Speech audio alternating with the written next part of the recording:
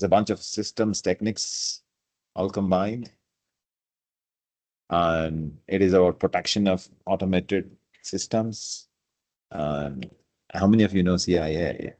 If you don't know, it's okay. But you need to preserve the confidentiality, integrity, availability triad of any information system. It has to do with, it can be software, hardware, firmware, data, or even telecom, right? It is all about protection. This is a computer security side of it, right? Protection of automated information systems.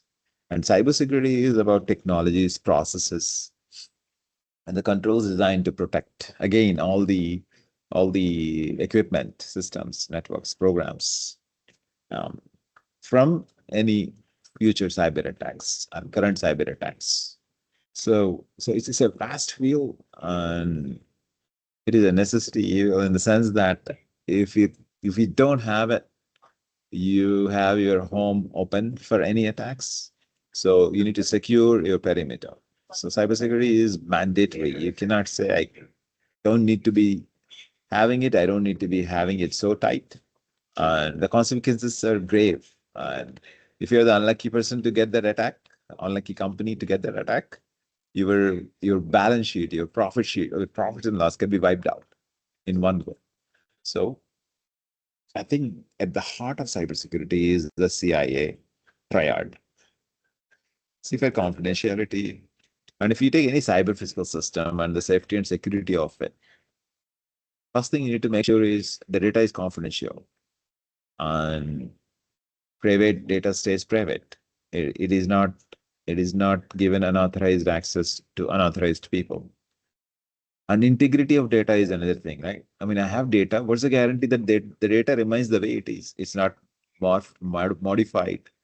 And how do I make sure the data I have is consistently the way it is? How do you ensure that control is in place? So that has to do with integrity and control. And then availability. What's the purpose of having the data that you cannot access, that is not available, in fact? So how do you make sure it is available? That's why there's something called high availability in the IT world. If one region of AWS goes down, another availability center at elsewhere is backing it up. And you may have 3-level availability wherein you have at least 2 backups. So if 2 goes down, 2 go down, even third one is still available. So this part of high availability. So availability of the information data security systems, people, users, I mean to say, is very important. The confidentiality of user systems, databases, cloud, network, everything to do with the data and information and user details is also important. When it comes to integrity and control, it's the same story, right? You want to make sure it is untampered, it is not manipulated, it is the way it is. The data and information should remain the way it is. So this triangle is the heart of whatever you see, whatever you do, whatever policy that comes out, whatever big strategy in cybersecurity that we do, we need to make sure all the 3 are fulfilled, are in compliance. So just to go a little bit deep on the confidentiality, availability, and integrity CIA triad, confidentiality makes the information safe from accidental access and disclosures, right? The integrity is about no alteration.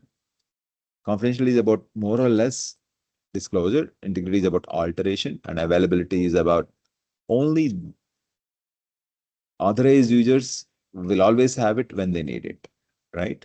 And so if you want to really look at this from an example, I send a message to you.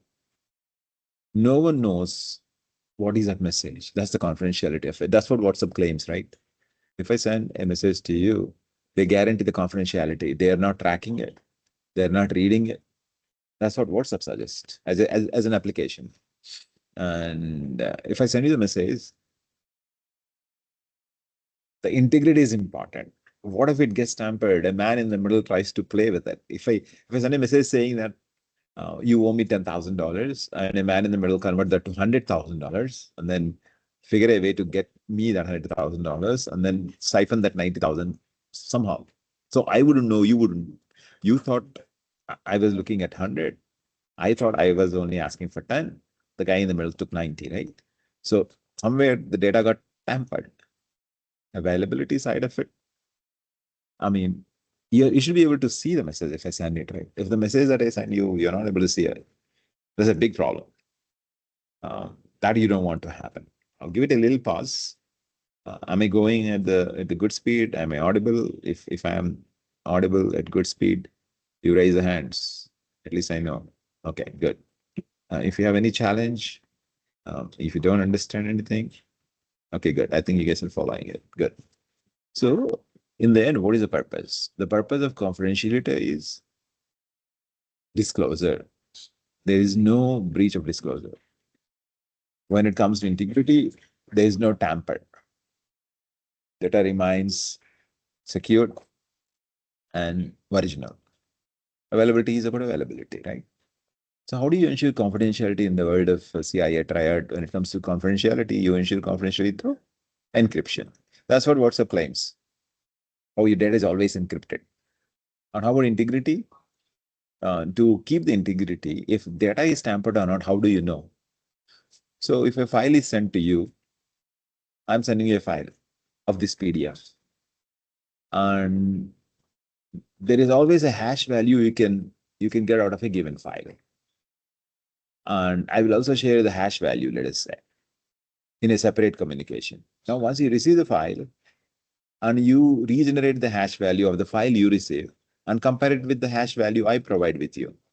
If the hash value matches, the new hash value you generate for the file that you receive matches with the hash value I generated for the file I sent. You know that both the files are the same. The file I sent, the file you received are the same. It's not tampered in the middle. Even if a single digit is tampered, the hash value changes. That's how the hashing algorithms work. So there is one way to ensure the integrity of the file that I sent, you received it, still is intact. It is good. Then another example for availability is, like I said, you have multiple availability zones, and then if one availability zone, entire zone is wiped out with nuclear bomb or something else, or a calamity, you still have everything intact on the cloud because AWS ensures that high availability. You may have to pay more for that if you want more high availability. So redundancy is the key for high availability, right? So availability can only happen if you have a backup. If you have any redundant system, real time, it is having two versions of the same original, then it is really, really available for you, right? If you keep on disclosing the confidential information that belongs to your friend, your customer, then that is opposite of CI. If you keep on altering, if you let third-party people come and alter your original data, that's opposite of CI and distraction. So this is a good summary of what CIA can be and how it benefits individuals and industries. So how do you define the risk? See, you need to differentiate threat from vulnerability. What is threat and what is vulnerability? Right. And vulnerability is a gap, an opportunity for someone to exploit. And threat is an incident that is about to happen, or it is already in the process. It could come out to be a serious threat, or it may not. It's a potential harm to the system. An incident with a potential harm to your system is threat. Vulnerability is a known weakness that hackers can exploit. Okay.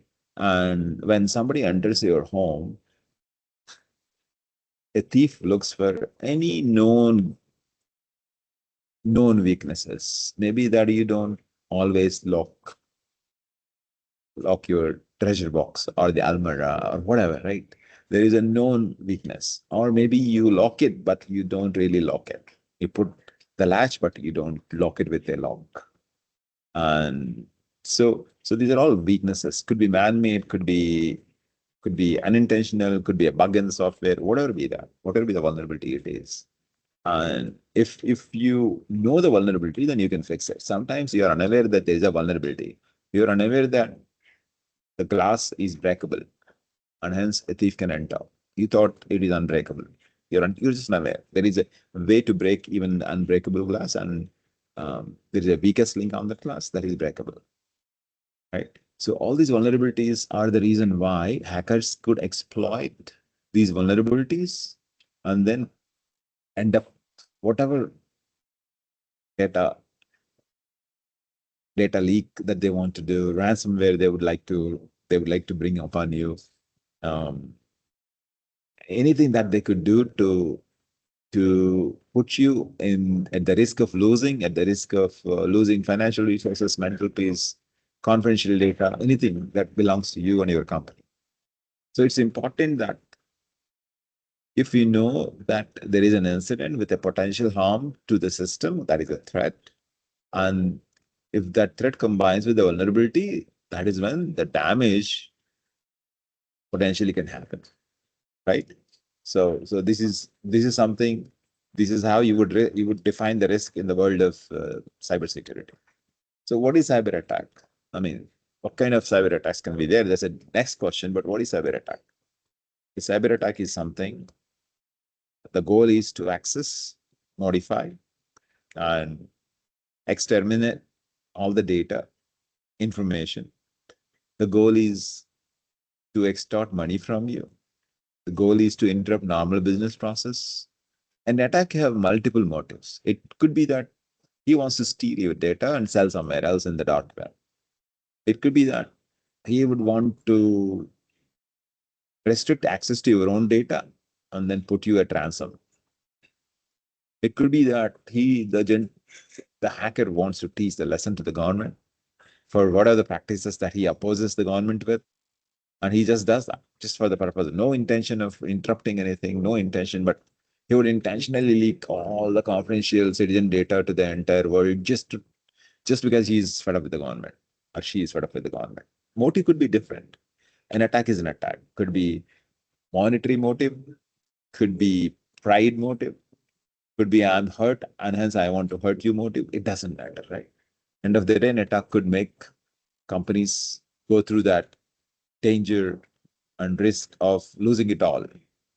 And so the type of assets that you have in general for you and individuals and businesses, you have a bank account, companies have bank accounts, investment accounts, employees have pension accounts, companies and individuals have credit cards. You have your private photographs of family members.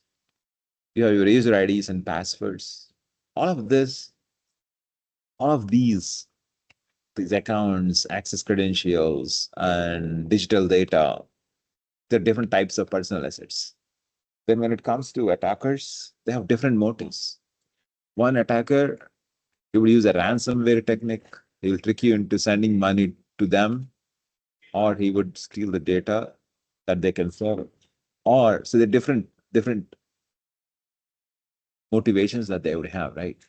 So for example, industrial espionage, you would get a competitive advantage if you're company A, and then the company B is outsmarting you, and you're losing the bid. They're always winning the bid, and you're losing it. And what if there's industrial espionage? The company A is trying to figure a way to bring the company B down. So they want to steal some information of the company B that they could use. These are very wrong practices.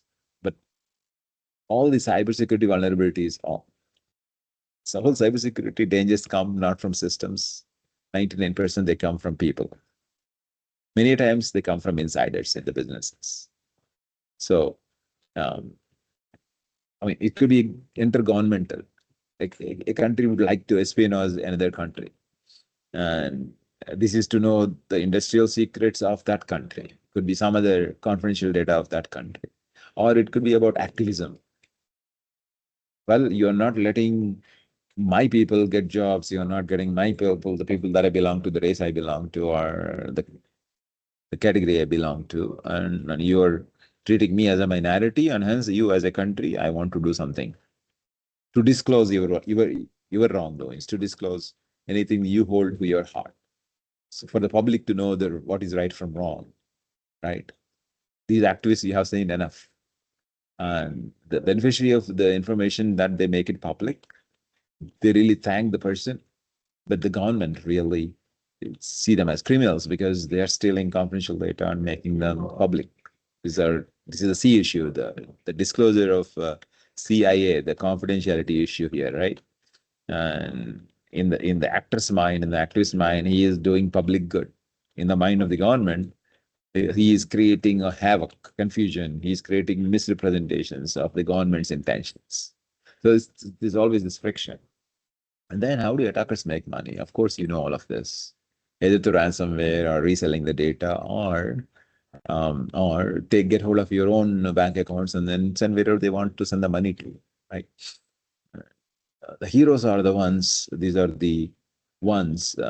They try to secure your company, secure your entire infrastructure, applications, cloud, networks, and the villains are the ones, the attackers. And what are the types of cybersecurities that you're looking at? Every company has a network. Every company has cloud or something to do with cloud. Every company has their own data center, either in-house or they would work with virtual private clouds or something on the cloud. Every company has many applications. Every company has information to process. Every company has something to do with recovery and in case something goes wrong, how backup, disaster recovery, and we have a lot of content. You have shared documents, you have shared folders, and then you have operations. You have different assets. OT is operational technology, and IT is information technology. You have IT assets and OT assets. IT assets are more to do with software side of it, and OT assets are your face recognition versus the sensors that would watch you. OT could be with the industrial sensors, big equipment in the industry that are digitized, are digitally transformed in that sense, and they have continuous way of sending signals like pressure, thermal, and whatnot, right? So in the industries, OT systems are more popular. In the regular IT software industry that you see, IT systems are more popular. So there are two kinds of cybersecurity: IT security and OT security, and the mix of it. And yes. So whichever way you look at it, end of the day, on the IT side of it, you would have networks, applications, information, and operations on the OT side of it. So what kind of cyber attacks are you looking at? I mean, there are different types of cyber attacks. Most of you might have heard it. I mean, they're like malware. Malware has to do with, I mean, ransomware is a great example. The goal is to damage or take over. Phishing is like imposter trying to make you click something, uh, trying to act like your friend or somebody that you know, or trying to look like another website that it isn't. Some kind of fake websites, fake users, fake official emails. And it's easy for you to get victimized because their emails look very familiar with one letter chain somewhere. And the inbox email comes in such a way that it's really coming from somebody that you know. It is on the face of it, it looks reliable. But if you go 2 levels down, you know that it is a fake thing, right? Phishing is the most challenging and most prevalent cybersecurity attacks. And there's man in the middle, in between. You're sending somewhere a communication or your credit card data to Amazon on internet, let's say.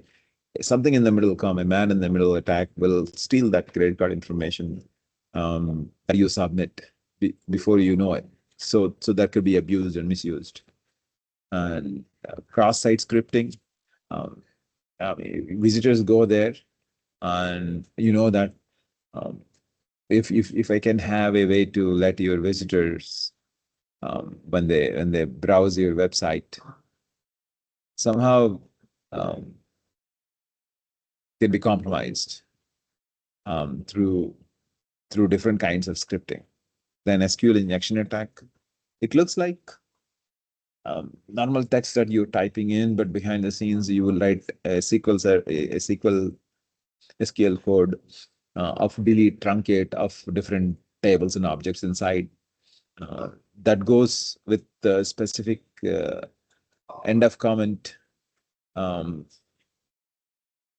and when the server reads it, it executes the code because it is nicely camouflaged into some kind of a text. But in reality, it's an instruction for the database to be acted upon. Everybody knows DDoS. That's the SQL side of it. DDoS, this distributed enough service is something. There are three kinds of them.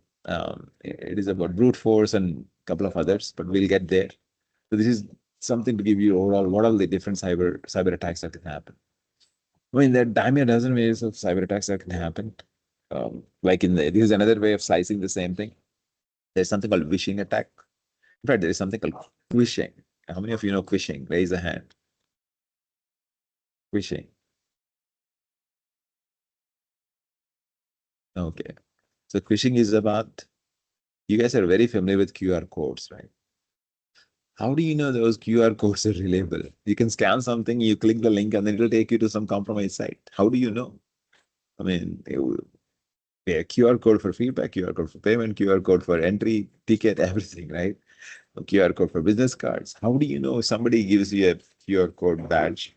You thought he's sharing his contact or her contact.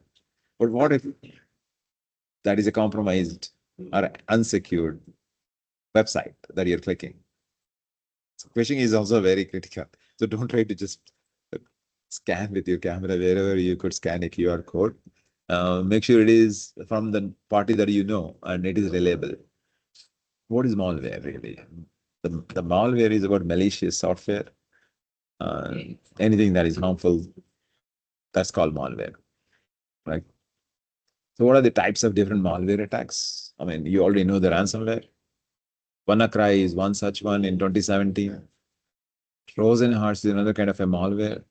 Trojan horse is about, it will come inside your system, waits for your opportunity time, like the Trojan horse, to attack you. Okay, it will be patient. It looks like, no, nothing. It's a normal file, nothing to worry about. But suddenly it wakes up and becomes a danger. So that's a Trojan horse. Remote access is remotely taking over. And worms, I mean, these are nuisance. Adware is a more than worms. Adware is a nuisance. Ads keep popping up, and keylogger is something that would that would have a way to figure a way of what key is pressed on your keyboard. Keylogger tools can have them track what keys are you typing. Once I know what keys you're typing, I mean, the moment I come out of the system, first I type in the user ID. If it is already pre-fed, then password. So I'm compromising my own password. Then what am I doing? Then I'm logging to my bank account, my password. And his multi-factor authentication is very important. MFA, two-factor authentication is very important because your keyboard could have been compromised, but then you have some other message, an OTP coming on your or Google Authenticator coming on your phone. So even somebody gets hold of your whatever you key in through the keylogger software, the person needs to have access on the mobile phone too, on the OTP for the person to break in. So the more the layers, the more painful it is, but more security it is. The more multiple factors are there, the more security it is. And you can't help it. I know I don't like it every time I log in at my office for my O365 Outlook because I have to give my password. Then I have to open my phone. I have to authenticate um, the temporary OTP or temporary access code. Then I have to enter that and then it will let me out. So it's like every time I have to do it, it's painful. But you know what? When there is a pain, there is a gain. So, which means you are more secure. Nevertheless, this is what it is, right? So, different types of malicious software or malware. Worms are the ones that spread very fast. They could be used to blackmail you. Trojans are the ones with, I mean, at least one intention is to steal your data. And that they sneak in. You can't realize that this is malicious. You thought this is not, but eventually you realize this is a malicious one. Botnets are kind of, they spam you with ads, they consume your resources and they slow you down. So what does a virus do? It's such a malicious code. What does a worm do? It exploits a vulnerability. What does a Trojan do? It keeps benign until it becomes malicious. Virus typically infects a file, worm not necessarily, Trojan can. And does there need to be user action for it to spread? I mean, for virus, yes, somebody has to click something, somebody has to send something to somebody. and somebody has to download something. Those are all for viruses. But worm does, you don't have to do anything for a worm to spread, right? So, so what we are trying to say is Trojans don't replicate themselves. And Trojans can come through backdoors, some kind of exploit. Worms easily can come through emails and internet. Viruses, you have to a specific directed action or some kind of scripting. If there's a hijacking of your browser happens, then um, these are all different types that you could look at. Uh, so again, I said phishing is one of the highly popular one. And what is phishing anyhow?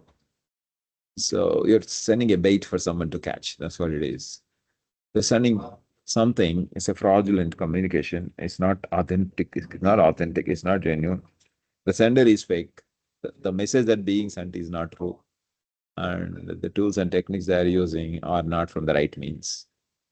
So they sound and appear like they're coming for reputable resource. And end of the day, the goal is to steal sensitive data of the victims.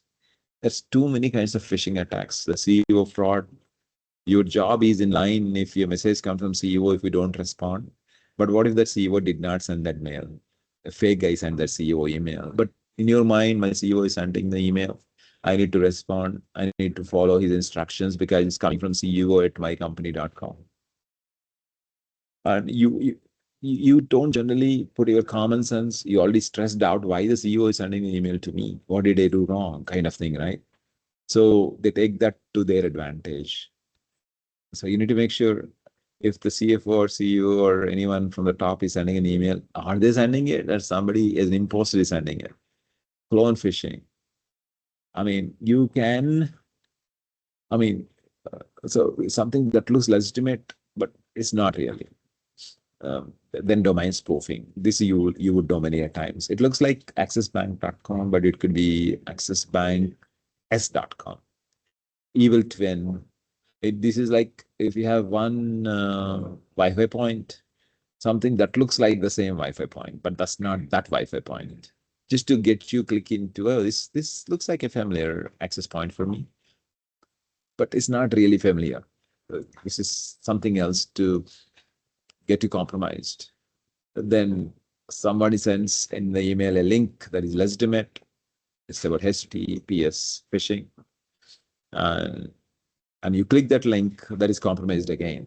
So you need to make sure every site you visit has HTTPS and secured. S is very important. If you see a site with HTTP, don't click it. I know nowadays systems, the antivirus and malware protecting software would pop up and say, hey, looks like dangerous site. Do you still want to go inside, right?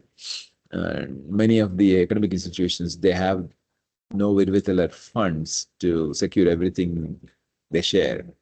And when they don't have us, when you try to download a PPT from their website, it's a legitimate site, but then you never know. Anything that looks like legitimate many a times is not. So that's a choice you have to make. You have to call and confirm that you're not clicking the wrong site. And human behavior, whether it is for personal reasons or professional reasons, is the one that puts the persons and professionals and businesses in trouble. And smishing is SMS phishing. Phishing is QR code phishing. And this is about sending an SMS message and then luring you into something. Spear phishing is about targeting a specific person. And because you know this person is 80 years old, and hence this person's digital knowledge is minimal. And I know this person has ABC assets. Phishing is about voice phishing, and you a voice message. Or nowadays with AI, this is getting much more difficult to figure. And watering hole. I mean, and the thing is targeting big whales, the whales of the company or the CXOs. How do I target CXO?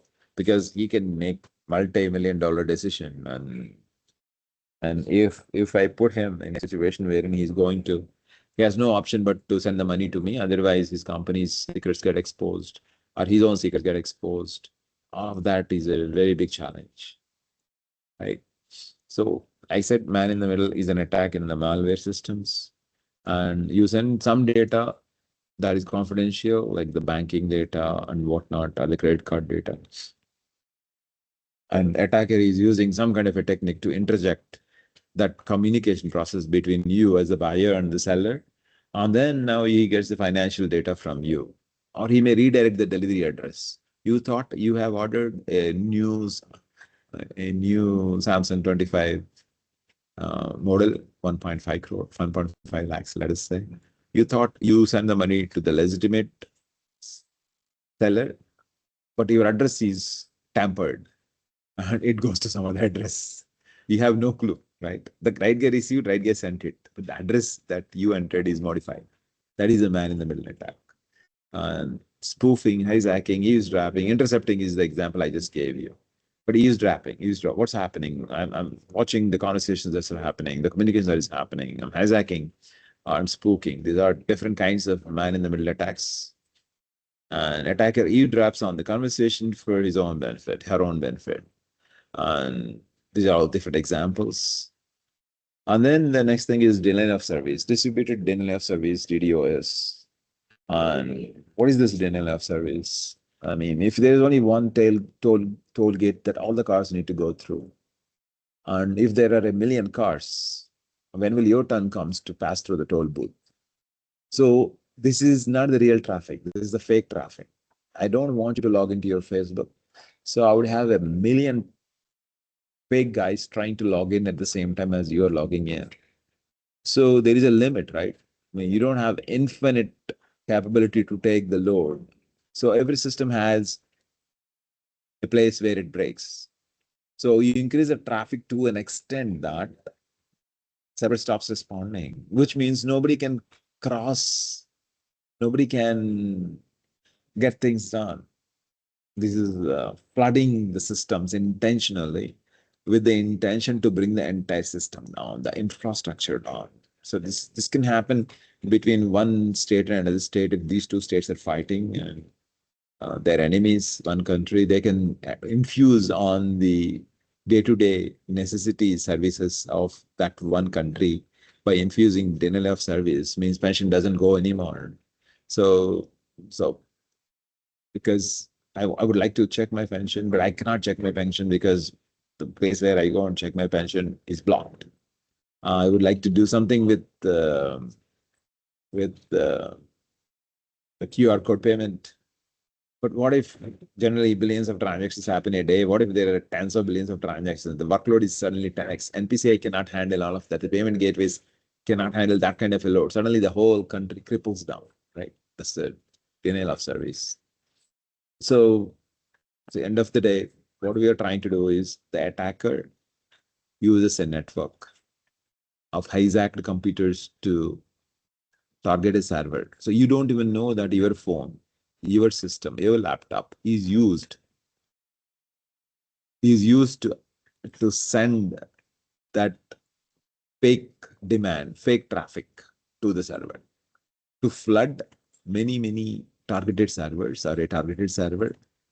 The hacker may get hold of people who, the normal guys and their systems, who have no knowledge that their systems are being used for attacking a server, right? Because you clicked something or you left the door open so that hacker could get in and then compromise your system, use your system, and like putting the gun on your shoulder and then shooting someone, right? Like that. So types of DDoS attacks, volume-based attacks.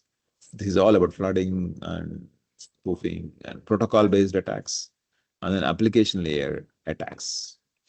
Then there's something called cross-site scripting, and that's more on the web application side.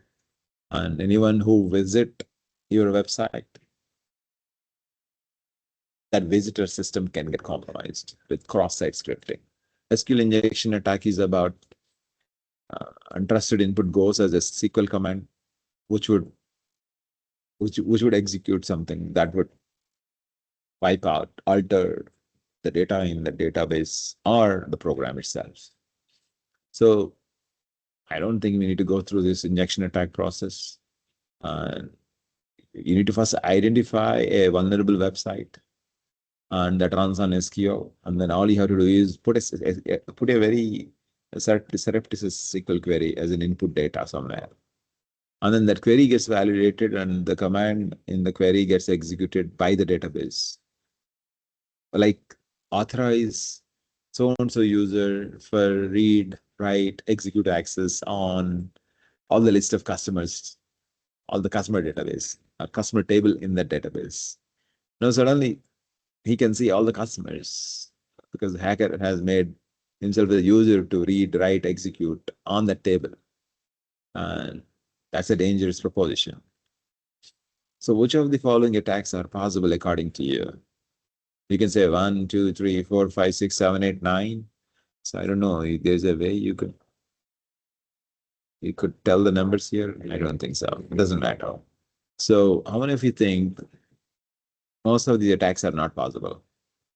Can a cyber security attack damage a nuclear infrastructure? Can it hack an entire country?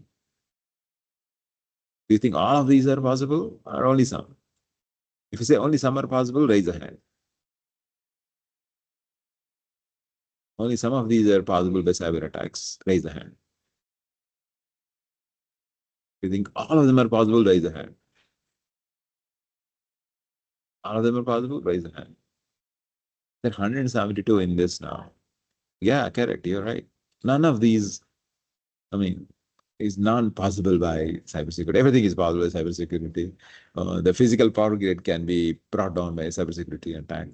Of course, that has to do with OT and IT, operational technology and IT side of it, mostly OT because it's power grid. But still, can you rob a movie from a production studio?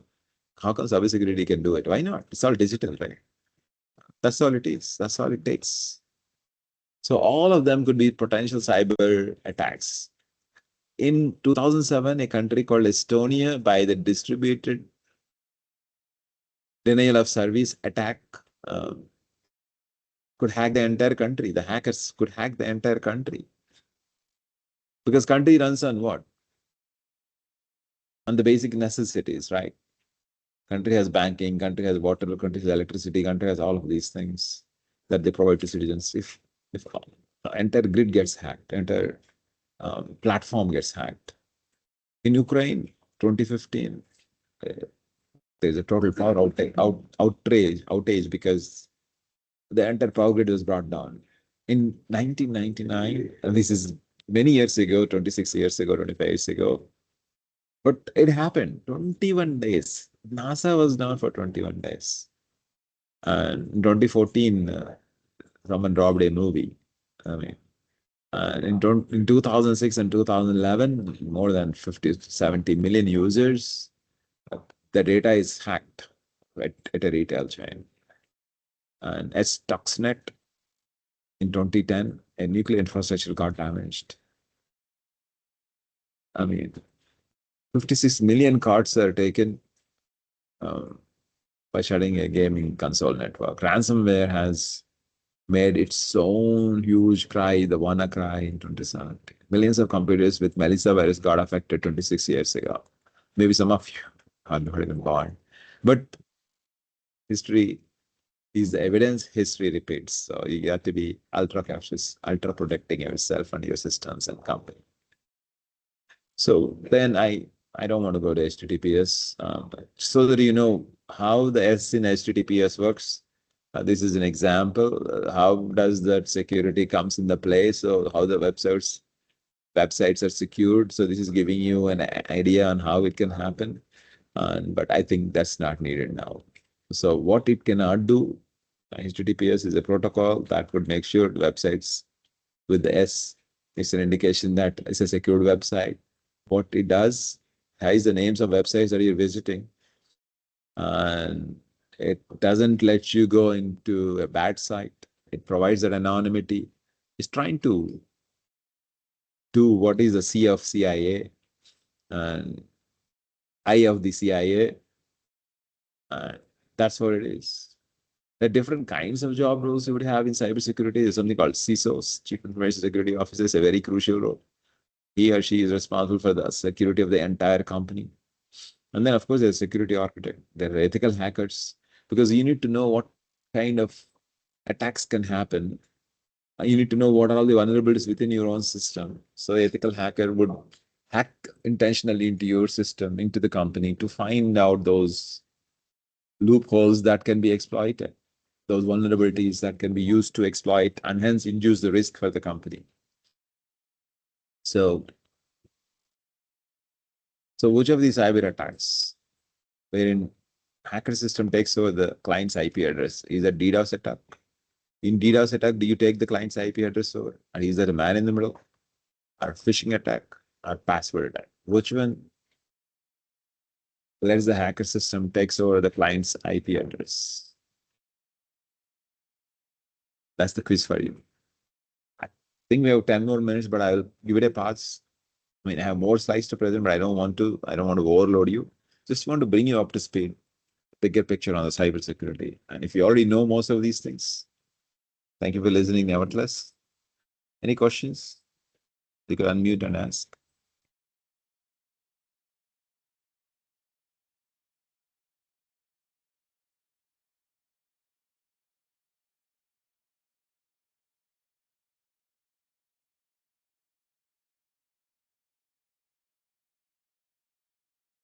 Oh, there are so many things in the chat. I missed out.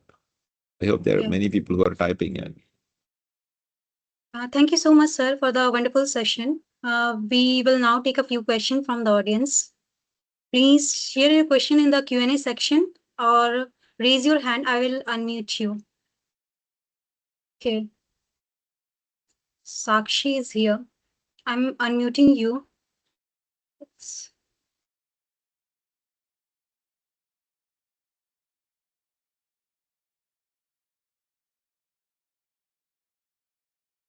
Can't hear anybody. I mean, I can hear you. Yes, actually, if you're speaking, I can't hear.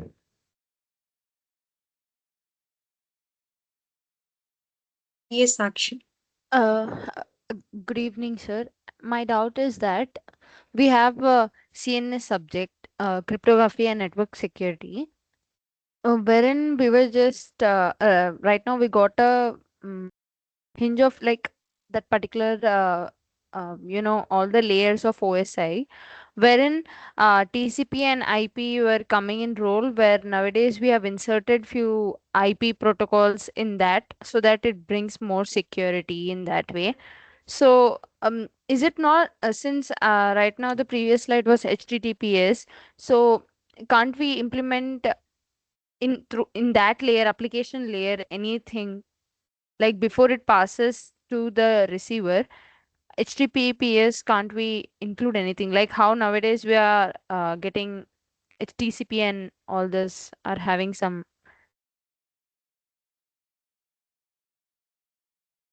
I mean, you're talking about the 7 layers, and then the application layer is the final one. Are you talking about that? If you're talking about that, then your question is, can we not do everything at the final layer? Is that the question? No, sir. Actually,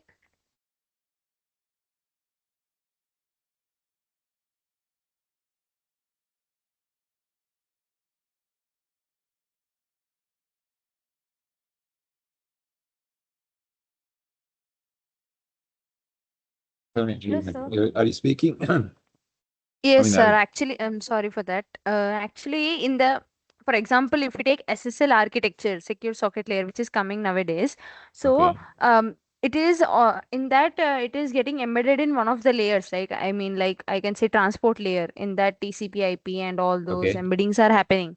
So as you said that HTTPS does not give the protection, and it does not let us know that whether this is happening, I mean like whether this is a secure site or not. So in that case, can't we how we are just inculcating now SSL and all those in that, in the TCP layer, I mean transport layer, why can't we implement the same in HTTPS layer, I mean the application layer, wherein they can get the proper safe security? Okay, I understood. You don't want to go to transport layer. You want to bring the same security at the application layer itself. No, sir. Let it be in transport also, but double Okay. security kind in. Um, I mean, there's something called PGP, pretty good privacy, and end-to-end encryptions. And I'm not getting your question correctly. If Actually, I'm just trying to convey that in TCP, I mean, in the transport layer, we are trying to add the securities, right? I mean, like in a correct, way, kind SSP and all. So as I correct. said, that HTTPS does not filter out. I mean, it does not give us the alert that it is a secure site or not. HTTPS gives that. That's the whole purpose of HTTPS, right? Right now, we have seen that it does not give. It do not give right It's in the not giving previous it. slide. The whole idea of SSL and HTTPS is that, right? If I mean, maybe if you could hack deeper, you're saying even that can be compromised. Is that what you're trying to say? Yes. The I mean,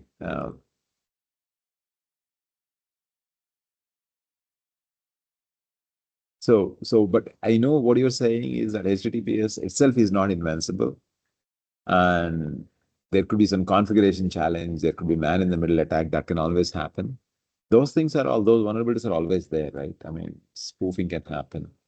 But HTTPS is one way to prevent easy way for attacker to get in, to let you click, go to malicious sites. If there is no security on the website, it's easy for them. Uh, if I have, I also have to pay for the certifications, right? If I'm not spending too much money to make it secured for those certifications, and I can spawn hundreds and thousands of them. Um, if they are not secured because I'm not able to pay, then if there's a way to identify, hey, these are all compromised websites, don't go there. HTTPS is one way to do it, but it is still invincible because the certificate could have been expired. It's not valid anymore, and but it could be HTTPS site, but inside that it is having some kind of hidden scripts that are opening the HTTP leaks. And also, the man in the middle is always there. You thought you're sending something to HTTPS secured website, but in the middle, before it even reaches that. uh, So there are many vulnerabilities. I mean, it's not invincible, but it's a strong resistor. Let me put it that way. Sir, we are having more question. Chandrasekhar, Yeah, I'm please. allowing you. Hello, sir. Very good evening. I just have a very quick question. So we know the CVEs are created from the US securities, followed by MITRE Mhm. and other websites. So what if I say I'm not relied on the US securities? How do we ensure we have a parallel system on the attack? It may be any vulnerabilities or any attacks, whatever from a cybersecurity per se, okay, happening across the world. Why can't we have a east system rather than just a west system reliability on across the whole software industry?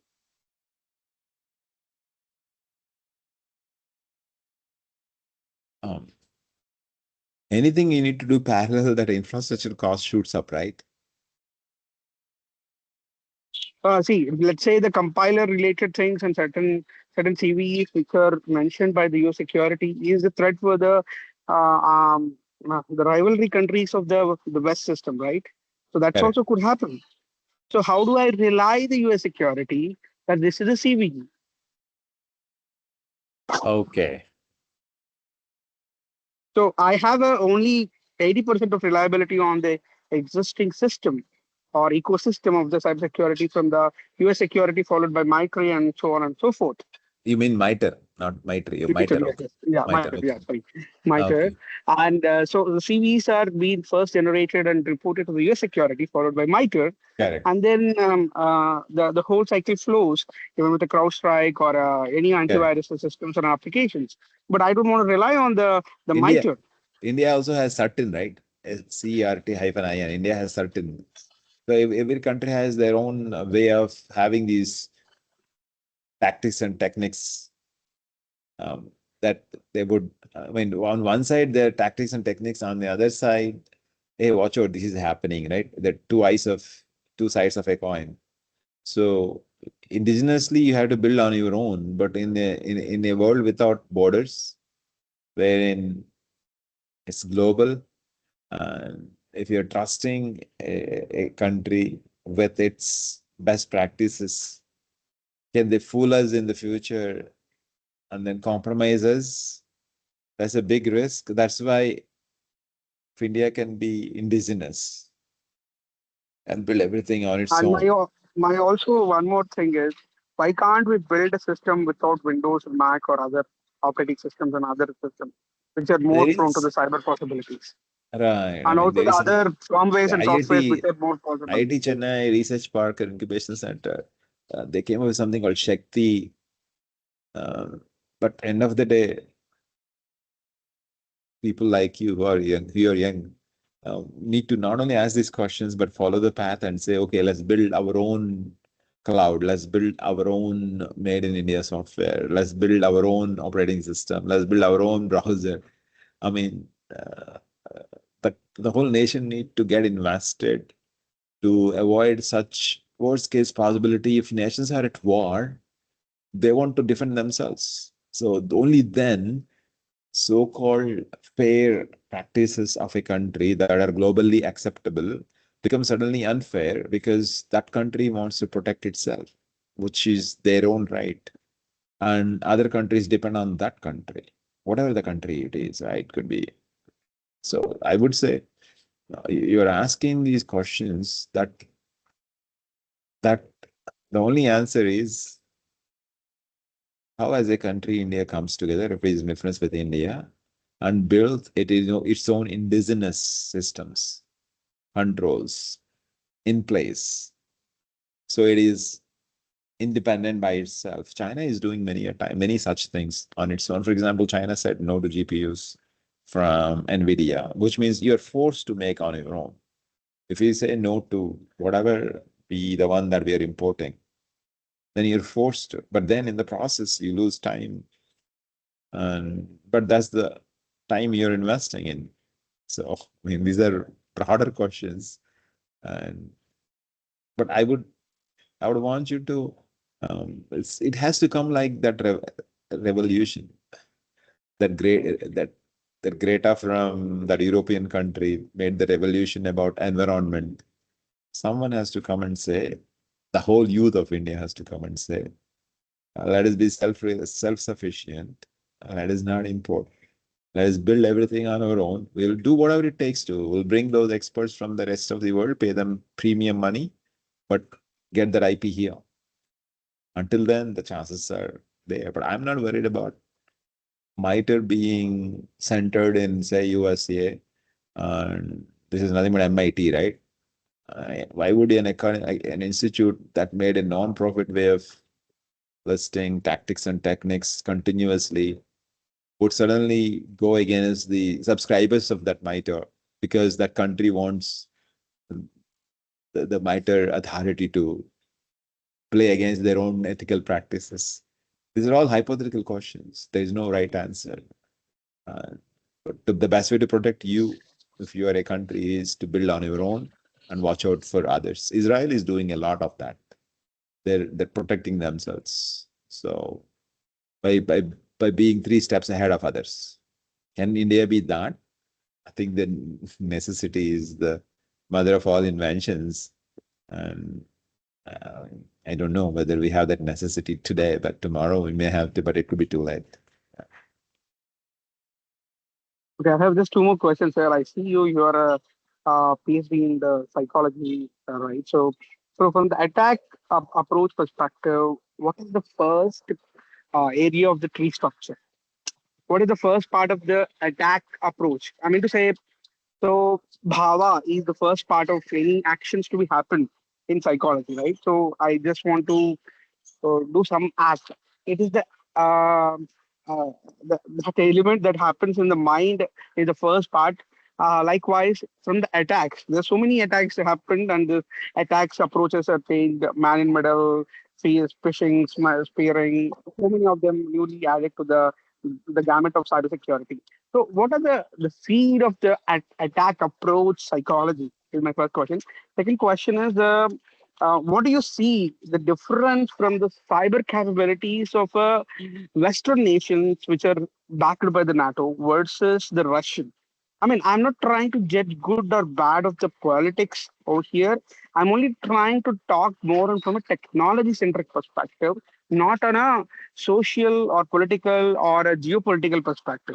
If we look at from a core as a tech savvy, what is wrong at a Russian versus the rest of the world? What is good West versus Russia? First, I have nothing to do with psychology. Maybe you read something wrong, but you're saying everything starts from the mind. I mean, there is a saying, right? The weakness is never in the system. The weakness is in the human. All the weaknesses are created by the humans, and most of the attacks are insider attacks. So if the thought is coming for the insider to expose the company, the data, confidential data of the company, systems of the company to the outside world, because the insider is deeply hurt. The insider is perceived that it's unfair the way the insider was treated. So a good person turned bad person kind of a scenario. Let us add the person on the borderline jumps on the other side, becomes the evil for the company by compromising the data of the system or of the company that he worked for or works for. Or if he happened to be an agent, CIA or whatever, and he would espionage that. He would take all the confidential espionage data and then give to the public or the other country because he hates the system. My point I'm trying to say is if you take care of the people that work for you in the company, and if you also have early warning systems that if I am going to let a person go, and this is why many a times what companies do is the moment they terminate an employment, they terminate access to everything. Even if you are the best person in the world with all ethics, because the vulnerable moment for you in your mind is what do I do tomorrow? What do I tell my family? I don't have no job. How do I pay my EMI and all of that, right? Suddenly, if that stress turns out to animosity and you go and delete data, you go and copy and steal data, whatever you can do, right? So the mind acts differently. So I mean, my point is this. If you are the company, you need to protect the company's data because if company goes down, hundreds of thousands of employees, they will be jobless tomorrow. If you're unfair to one employee and that employee does something for the remaining 99,999 employees, one unfair treatment of an employee leading to 99,999 jobs unfairly removed because of that person's actions, company must be having necessary guardrails for that. So most of the times we do what as much guardrails as you would like to bring in. Insider things do keep happening. And Russia versus USA, that's a topic for a different day. So I mean, that's too broad a topic to talk now. Yes, sorry to interrupt you, sir. I think we are running out of time. We can close the Q&A session now. Thank you for those great questions and your insightful answers, sir. As No problem. we will be having our next session today at 7:30 p.m. by Anis Kison. So see you there.